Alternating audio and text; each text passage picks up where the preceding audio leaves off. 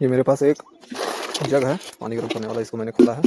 जिसको खोलने के बाद मुझे ये इसका पॉजिटिव नेगेटिव टर्मिनल, उसके बाद ये कुछ केबल, ये स्विच और ये इसके पार्ट निकले हैं। इसको मैं रिपेयर करने के लिए खोला हूँ। देख रहा था इसमें क्या प्रॉब्लम है। प्रॉब्लम यही निकला है कि ये जो हमारा पॉजिटिव नेगेटिव टर्मिनल है ना, आता है सप्लाई, इसका आपस बीच में कार्बन जम गया, जिसकी वजह से सप्लाई प्रॉपर आ नहीं रही है। इसको भी सही करके देखते हैं क्या होता है।